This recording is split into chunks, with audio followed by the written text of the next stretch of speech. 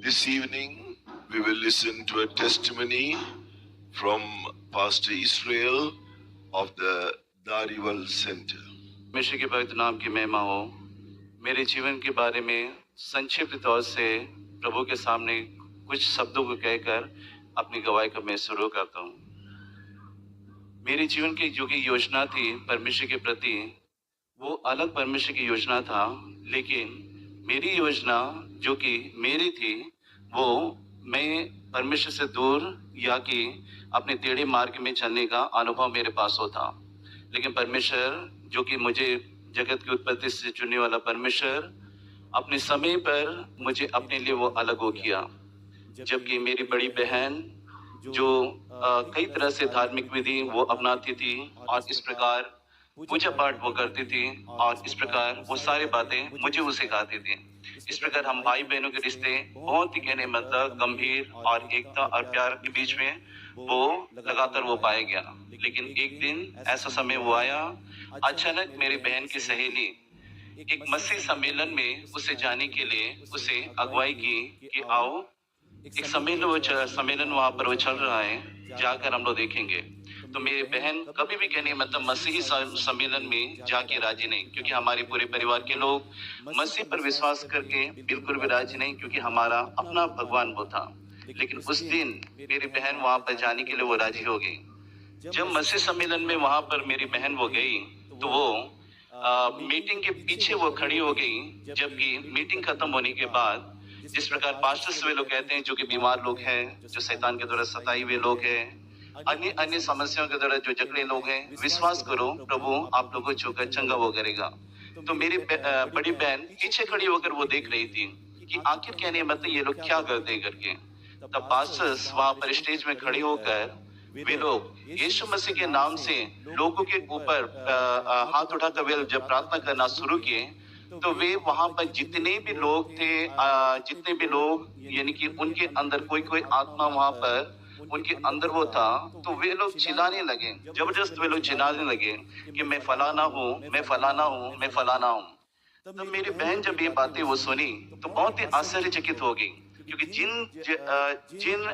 जिन लोगों को वो मानते हैं तो वही कहने मतलब प्रभु यीशु मसीह के नाम से वे लोग चिल्ला रहे कि हमें जाने दो, हमें आग लग रही है, हम दोबारा नहीं आएंगे।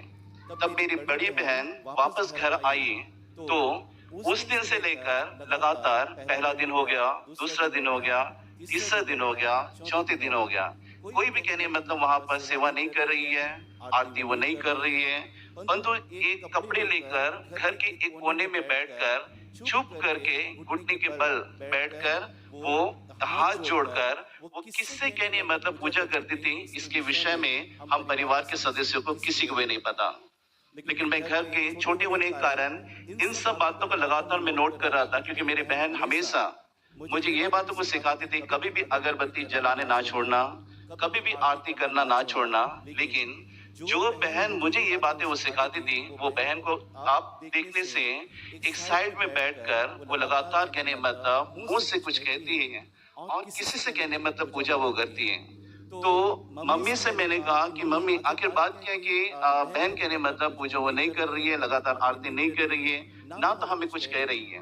तब मम्मी और मेरे भाई, मुझसे बड़े भाई और मैं और मेरी बड़ी और एक बहन सब मिलकर मेरी हमसे बड़ी बहन के ऊपर दबाव डाले कि आखिर बात क्या है, क्यों कहने मतलब आखिर इस प्रकार आरती सब नहीं कर रहे हो।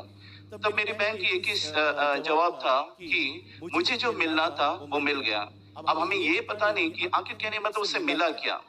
तब अचानक कहने मतलब वो अपने शब्दों में कह दी, दोबारा मैं आरती कुछ नहीं करूंगा और ना ही कहने मतलब मैं दिवा जलाऊंगी, ना ही कहने मतलब अगरबत्ती जलाऊंगी। मैं यीशु मसीह जिंदा परमेश्वर है जान लिया और उसे अपने जीवन में स्वीकार कर लिया। जैसे कहने मतलब ये शब्द मेरी बड़ी बहन के मुंह से निकले, हम सारे भाई बहन उस पर टूट पड़े, क्योंकि यीशु के नाम हमारे घर में बिल्कुल कहने मतलब इजाजत तो नहीं था।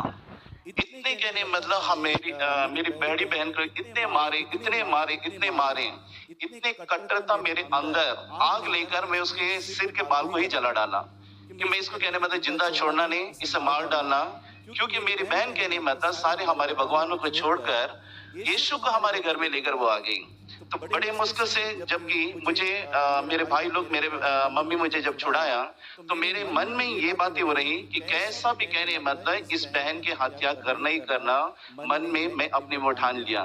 क्योंकि जब मेरी बहन वो सिखाती थी कि यहाँ पर पूजा इस प्रकार करना चाहिए और इस प्रकार दीवा जलाना चाहिए, तो जहाँ पर जहाँ पर हम इस प्रकार दीवा सारे जलाते थे, वहां पर एक चारपाई हुआ करती थी। तो जब मैं घर में आता था रात के समय 10 या 11 बजे, तो मैं आरती करके जरूर मतलब वहां पर आरती कर उसी जगह में लेट जाऊंगा। तो मैं देखते देखते मैं क्या देखूंगा कि उस मूर्ति के अंदर से एक कोई भी मतलब एक देवता वो निकलता है और मेरे सीने में बैठ जाता है और पूरे सुबह तक वो बैठा हुआ रहता है। तो मैं सोचता हूँ कि ये भगवान मुझसे बहुत ही मतलब प्रसन्न होकर वो रहता है करके। फिर अचानक हमारे घर के मम्मी बाहर चले गए, डैडी बाहर कहीं गए और उसके बाद भाई लोग सारे बाहर चले गए। तब मेरी बहन अकेली बैठकर वो इस प्रकार हाथ जोड़कर वो पूजा वो कर रही थी। हमें पता नहीं क्या पूजा कर रही थी। तब उस समय में ये मौका देखा कि घर में कोई नहीं है, आज मेरे बहन को मैं मार डालना। इस प्रकार तेजधार हथियार लेकर पीछे से जाकर जैसे उसके गर्दन पर मारने के लिए कोशिश की, अचानक कोई मुझे इस प्रकार मेरे हाथ जितने हाथ ऊंचे हैं उतने ऊंचे उठाकर मुझे बाहर फेंक दिए। फिर से जीत के मारे मैं दौड़ कर फिर से मैं मारने के लिए आया। फिर उसके बावजूद इस प्रकार मुझे उठाकर फिर से फेंक दिया। फिर मैं भय के मारे वहां से घर से भागा। मुझे समझ नहीं आई आखिर ये पिक्चर में देखने वाली बातें रियल लाइफ में मेरे साथ क्या होगी। तो उसके बावजूद मेरे अंदर की परेशानी लगातार मुझे खाता हो गया। उसके बाद वहां पर जो अनेक सन्यासी वहां पर आए थे। दूसरे दिन उन सन्यासियों के पास मैंने दोपहर के समय 12:30 बजे जाने और उनसे मिलने के लिए मैंने निर्णय किया। अचानक दोपहर के 12:30 बजे करीब कड़ी धूप में जब मैं रास्ते में जा रहा था, तो अचानक कोई मुझसे बातें कर रहे हैं। पहले ढूंढ, फिर उसके बाद जा। फिर मैं उस शब्दों को अनदेखी वो किया, फिर आगे बढ़ा, फिर अगला कहा पहले ढूंढ, उसके बाद जा। मेरे पैर कुदरती कहने मतलब मुड़ गए अपने घर की ओर। दूसरे दिन रात के समय मैं आरती वो लिया पूजा घर में, और उसके बाद आरती लेकर वहां पर सारे भगवानों से ये प्रार्थना किया कि अगर जो भी कहने मतलब भगवान है, अगर मेरे सामने प्रकट हो और मुझसे बातें करें, या कि मेरे जितने भी रहने वाले पाप हैं मुझे पापों से छुटकारा दे, तो मेरे जीवन में आगे पीछे देखूंगा नहीं, मैं अपने जीवन को उसी के हाथों में कुर्बान वो कर दूंगा। लेकिन वहां पर किसी के शब्द नहीं थी। लगातार 1 बज गए, 2 बज गए, 3 बज गए, 4 बज गए, वहीं पर मैं खड़ा रहा। तब मैंने फैसला किया कि ऐसा तो कोई भगवान है ही नहीं, लेकिन मेरा एक ही विश्वास है कि मैं जो भी भगवान है मैं उसे ढूंढना। तब मैंने जंगल में जाने का फैसला किया। तब जंगल में जाकर लगातार कहने मतलब वहां पर रोटी पानी छोड़कर लगातार भगवानों को एक भगवानों को पुकारने लगा कि ऐसा कोई भगवान है तो मुझे बताएं कि मेरे पापों से मुझे छुटकारा दे, या कि कोई भगवान है तो कहने मतलब मुझे प्रकट होकर वो मेरे सामने आए। लेकिन इस प्रकार की कोई भी शब्द नहीं। सुबह जाता था और शाम को आता था। अंडमान में उन दिनों में लगातार वर्षा होती थी और वहां के उन दिनों में जो कि जोंक थे बड़े बड़े, मेरे पूरे शरीर से सिर से लेकर पैर तक वहां पर भर जाते थे। लेकिन मुझे उस बातों की चिंता नहीं थी। मुझे एक ही बातों की चिंता थी, आखिर कौन ऐसा भगवान है जो मेरे साथ बातें करे, ऐसा कौन सा भगवान है जो कि वो जीवित है। तब हार के मैंने कहा कि है ही नहीं ऐसा कोई भगवान। तब अचानक दूर से एक रोमन कैथोलिक चर्च वो दिखाई वो दे रहा था। तो रोमन कैथोलिक चर्च वो दिखाई दे रहा था, तो मैंने देखा कि वहां पर बड़े से क्रूस वो दिखाई दे रही है बड़े दूर में से। तो मैंने कहा यीशु को तो मैं पुकारा नहीं, ना ही कहने मतलब मैं पुकारना चाहता, क्योंकि मसीह और मसीह को मैं दिल से नफरत करता हूँ। ये नाम मेरे जीवन में आना चाहिए।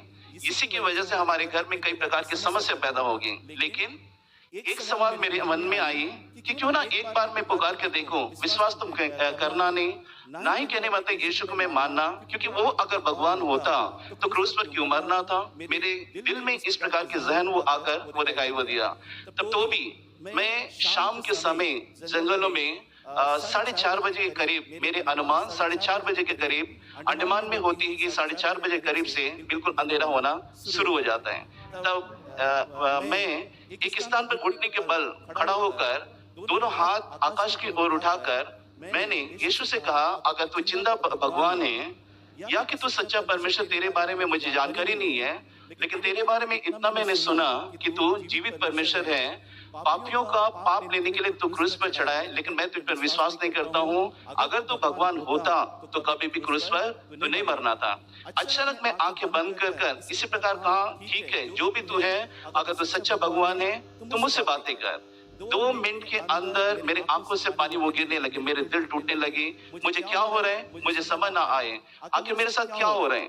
तब अचानक कहने मतलब उस जंगल में पूरे रोशनी सा वो छा गया, इतनी रोशनी वो छा गई, मेरे आंख से बाहर वो मैं आंखें बंद किया हूँ, आंख से बाहर वो दिखाई दे रही कि आखिर इतनी रोशनी क्या चीजें हैं। जब मैं आंखें खोल कर देखा, पूरे जंगल में एक पत्ता भी दिखाई नहीं दे रहा है, एक बड़े पेड़ भी दिखाई नहीं दे रहा है, परंतु पूरे जंगल इस प्रकार प्रकाश से इतने भर गए और मैं वहां पर अकेला, मुझे ये पता नहीं चल रहा था कि आखिर ये प्रकाश है क्या। तब मैं अचानक आंखें पूरे खोलकर मैं देखा तो पूरे प्रकाश है। मैं वहां पर डर गया कि प्रभु, इस प्रकार अपने भगवान से मैं ये विनती किया कि भगवान ऐसा क्या चीज है। फिर जब मैं दोबारा आंखें बंद किया तो बड़े बड़े पेड़े टूटने लगी, हवाएं चलने लगी, जबरदस्त आंधी वो चलने लगी। मैं डर गया, लेकिन मन में सोचा कि इस समय तो तूफान आने की कोई संभावना है ही नहीं। जब मैं आंखें खोलकर देखा, एक पत्ता भी नहीं हिल रहे हैं, तो भी अपनी आंखों को बंद कर कर मैंने ये कहा, प्रभु अगर तू है तो मुझसे बातें कर। 2 मिनट के अंदर दोबारा इतने प्रकाश, एक तो मेरे आंखों से आंसू गिर रही है, मेरे दिल वो टूट रहे हैं और इतने प्रकाश पूरे जंगल में छा गया। जब मैं आंख खोलकर दाएं बाएं वो देखा तो मुझे कुछ भी नजर नहीं आ रहा है, लेकिन जब मैं आकाश की ओर देखा तो सिंहासन पर यीशु मसीह बैठा और यीशु के साथ दोनों साइड स्वर्गदूत वहां पर वो खड़े हैं। तो मैं देखकर मैं हैरान हो गया, ये तो यीशु मसीह है। तो देखते देखते उस सिंहासन से अचानक आग वो निकल रही है। जैसे मुझ पर पड़ा तो मैं क्या देख रहा हूँ कि मेरे अंदर से बड़े बड़े दानव निकल कर यहाँ से वो भाग रहे हैं, एकदम निकल कर यहाँ से वो भाग रहे हैं। तब वहां पर मुझे पता नहीं मुझे क्या हुआ, जब मुझे पूरे होश आई तो मैं अपने आप को महसूस किया कि बिल्कुल कहने मतलब मैं तो नया हो चुका हूँ। मेरे अंदर के जो भी बंधन थे, जो भी पाप थे, सब वो टूट गया।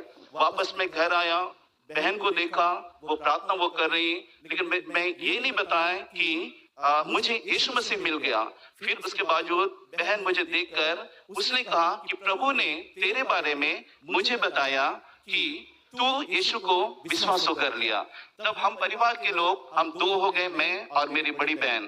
तो उस समय मेरी मम्मी जो थी बहुत बीमार होती थी, इतना बीमार रहती थी, उसे इलाज कर के जितना भी पैसा लगाना था, मेरे पिताजी पैसा लगाकर उसमें हार गए, लेकिन उसे चंगाई नहीं मिली। लेकिन उस समय मैं और मेरी बहन मेरी मम्मी से ये बातें किया कि मम्मी हम तेरे बच्चे हैं, तू हमारी मम्मी है, हम तुझसे एक ही बात कहते हैं, एक बार प्रभु यीशु मसीह का नाम अपनी जुबान पर लेकर देखो। हमारे कहने से एक बार अपनी जुबान पर यीशु का नाम लेकर देखो। लेकिन मेरी मम्मी भी ये कहती, हमारे पीढ़ी से पीढ़ी कोई यीशु के नाम नहीं लिए तो बेटे मैं कैसे लूं।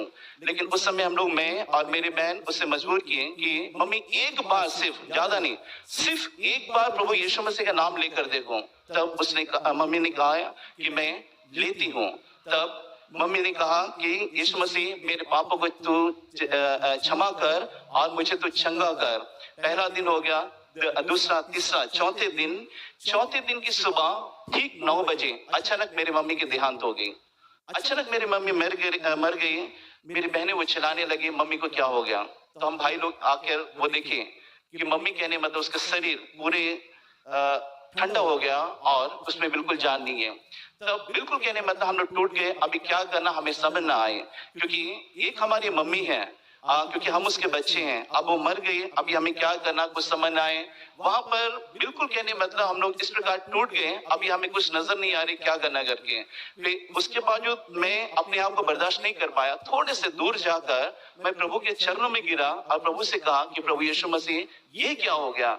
इस समय मेरी मम्मी कहने मतलब क्या होगी। तब अचानक कहने मतलब प्रभु मेरे सामने एक इंसान के समान परमेश्वर बातें करते हैं कि बेटे ये मेरी महिमा के लिए है। तब मेरे डैडी वहां पर आ गए, सब परिवार वहां पर इकट्ठे हो गए। उसके बाद मैंने कहा कि हम सब मिलकर हम लोग प्रार्थना करेंगे। लगातार हम लोग प्रार्थना करते रहे, लगातार प्रार्थना करते रहे। आधा घंटा हो गई, 1 घंटा हो गई, 1.5 घंटा हो गया, 2 घंटा हो गया।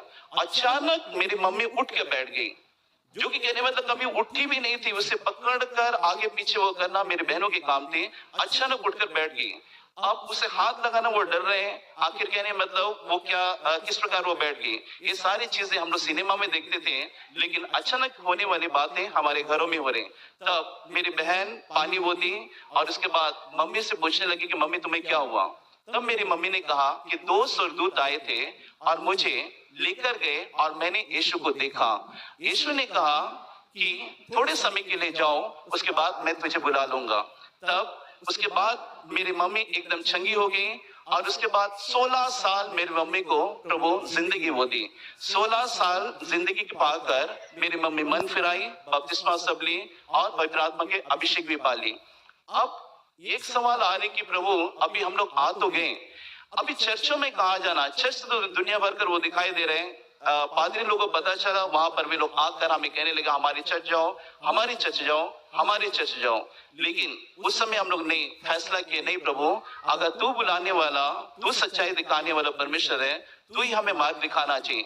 एक दिन मैं खुले मैदान में टहल रहा था, प्रभु से कहा, शुक्रवार के दिन प्रभु से कहा कि प्रभु मुझे चर्च के मार्ग दिखा, कौन तेरे सेवक लोग हैं मुझे बताना चाहिए। अचानक परमेश्वर आमने सामने मुझसे बातें कर रहे हैं, मेरे बेटे वो सामने देख, मेरे लोग जा रहे हैं। तो मैंने देखा तो वहां पर वो तो 2 औरतें वहां पर जा रही हैं जो कि सफेद कपड़े पहने हैं। मैंने प्रभु से कहा ये तो विधवा औरतें, ये कौन सा तेरे लोग हो सकते हैं। प्रभु फिर से कहा नहीं, ये मेरे लोग हैं, जा इनके पीछे तू जा। जब मैं दौड़े दौड़े वो गया तो मैं क्या देख रहा हूँ कि एक छोटा सा घर में वो दोनों सेवक लोग अंदर वो चले गए। तब मैंने फैसला किया कि मैं इतवार के दिन मैं जाऊंगा। इतवार के दिन मैंने इंतजार किया। इतवार के दिन ठीक 8 बजे उस जगह में गया। जैसे गेट खोलकर मैं अंदर में गया, अचानक ना जाने मुझे क्या होगा, अचानक कोई आवाज आ रही, वहां से भागो, वहां पर मत जाना। जैसे गेट के पास रिटर्न आया, अचानक पीछे से कोई मुझे पकड़ लिए, दोबारा यू घुमा दिए और मेरे पैर को पकड़ कर जिस जगह वहां पर इंचार्ज ब्रदर थे उसके कमरे के सामने खड़ा कर दिया। तो जैसे मैं वहां पर खड़ा हुआ तो वहां पर एक ब्रदर निकलते हैं, वो इस समय फिजी में रहने वाले पास्टर जर्नस होते हैं। तो वहां पर वो सामने आया तो मुझे देखकर उसने प्रेज द लॉर्ड कहा। अभी मुझे नहीं पता कि प्रेज द लॉर्ड का मतलब क्या होते हैं। मैं उससे कहा कि नमस्ते। तो उसने आवाज मारी सिस्टरों को, तो सिस्टर लोग आए और मुझे हिंदी से बातें वो की और उसके बाद प्रभु यीशु मसीह के बारे में बताएं। उसके बाद चर्च जाना आरंभ किए। तो कुछ समय बाद जाने के बाद हमारे ब्रदर जी ये बातें वो कहें, इस समय जो पास्टर हैं अभी वो ये बातें कहें, परमेश्वर के राज में जाना तो पवित्र आत्मा के अभिषेक पाना वो जरूरी है। तब मैं प्रभु के सामने ये विनती किया कि प्रभु तू मुझे पवित्र आत्मा के अभिषेक तो मुझे देना करके 1 सप्ताह के लिए मैंने उपवास की और उपवास करने के बाद लगातार हम लोग प्रार्थना में जाते रहे। वहां पर सेवकों के द्वारा भविष्यवाणी होती रही कि मैं तुम्हें पवित्र आत्मा के अभिषेक दूंगा। लेकिन बुधवार होगी, शनिवार होगी और संडे भी होगी, कोई पवित्र आत्मा के अभिषेक को नहीं मिला। लेकिन जब मैं घर वापस आया संडे के दिन शाम 4 बजे अपने कमरे को बंद कर प्रभु से कहा कि प्रभु पवित्र आत्मा क्या होता है मुझे नहीं पता, लेकिन तेरे सेवक ने ये बातें कहा कि पवित्र आत्मा के अभिषेक पाए बिना परमेश्वर के राज में नहीं जाओगे। जब मैं घुटने टेक कर परमेश्वर के अजर में जैसे मैं खड़ा हुआ, आंखें खोला, पूरे कमरे आग से दहल रही है। पूरे कहने मतलब जितने भी दीवार थे पूरे आग ही आग दिखाई दे रहे। जब आंख ऊपर की ओर जब उठाकर देखा तो पेंतीकोस्त के दिन के समान चीप दिखाई वो दे रही और उसमें से आग की लपटें निकल रही। उसमें से आग की लपटें जब मेरे ऊपर उतरी, मुझे पता नहीं कि मैं कहां में गया। तब मेरी बड़ी बहन वो जान ली कि ये मेरा भाई पवित्र आत्मा के अभिषेक पा लिया। तब मैं फैसला किया कि प्रभु मेरे उम्र कहने मतलब व्यर्थ नहीं होना चाहिए, मैं सेवा में जाना चाहिए। तब ये बातों को मैं गुप्त रखा और प्रभु के साथ वाचा बांधा कि प्रभु जो फैसला किया मैं वो फैसला को मैं निभाना चाहिए। तब वहां के सेवक से मैं ये बातें कहा कि मैं सेवा में जाना चाहिए। हमारे सेवक कहे कि अभी नहीं, अभी तो छोटा है, तुझे कुछ भी नहीं पता, अभी तो नहीं जा सकते हैं। तो ये बातें मुझे बहुत ही मायूस की और जब मैं घर में आया घुटने टेक कर शाम के समय 2 बजे करीब 2 बजे जब मैं घुटने टेक कर मैं जब प्रार्थना करने के लिए बैठा, 2 मिनट टीवी के परमेश्वर के सामने प्रार्थना कर रहा था, अचानक बड़े से शैतान मेरे सामने खड़े हो गए। इतने खतरनाक शैतान, अगर परमेश्वर का प्यार मेरे अंदर ना होता तो कहने मतलब वहीं पर मैं उसे देखकर भी मर सकता। इतने खतरनाक शैतान मेरे सामने वो खड़ा होकर वो गर्जन के साथ मुझे वो चिल्ला रहे हैं कि तू सेवा में जाएगा। तो मैं भी उस समय कड़क मैंने जवाब दिया, हाँ मैं सेवा में जाऊंगा। तुझे तो बाइबल का कुछ भी नॉलेज नहीं है। तो मैंने कहा कि यीशु मसीह मुझे बुलाया, वो मुझे नॉलेज हो देगा। तुझे तो कुछ भी कहने मतलब बाइबल के प्रचार नहीं होगी, कुछ भी कहने मतलब तुझे बाइबल की जानकारी ना होगी। पर तो मैंने एक ही बातें कहा, बाइबल के ज्ञान देने वाला और मुझे ज्ञान देने वाला मेरा यीशु मसीह होगा। जब ये बातें वो सुना, शैतान को बर्दाश्त नहीं हुआ। मुझे पकड़ने के लिए जब उसके भयंकर लंबे लंबे हाथ सामने वो आ रहे थे, तब मैं आंखें बंद करके कहा कि प्रभु देख के शैतान तेरे विषय में क्या कह रहा है। अचानक परमेश्वर के दूत मेरे राइट साइड में यहाँ पर अचानक एक झलक में कहने मतलब प्रकट हुए। जब मैं उस स्वर्गदूतों को देखा तो स्वर्गदूतों से कहा कि प्रभु ये शैतान वो क्या कह रहे हैं कि तेरी सेवा करने के लिए वो ना दें। जब ये स्वर्गदूत उस शैतान की ओर देखा एकदम जलकर वहीं पर वो राख हो गया। तब उसकी प्रकाश, दूत के प्रकाश से मुझे पड़ी तो मैं वहीं पर वो गिर पड़ा। इस प्रकार परमेश्वर के समय पर मुझे सेवा में लेकर आकर अपना उद्देश्य को पूरा किया और जो मेरी योजना थी, मेरी योजना को रद्द कर प्रभु की योजना मेरे जीवन में पूरी कर प्रभु सेवा में ले आकर अभी पंजाब में मुझे सेवा परमेश्वर दी और मैं इस सेवा में बने रहूं और मेरी सेवा को परमेश्वर आशीष करे। इसी के साथ मैं अपनी गवाही खत्म करता हूं। मेरे लिए आप सबसे विनती कि मेरे लिए प्रार्थना करना। परमेश्वर के पवित्र नाम की महिमा हो।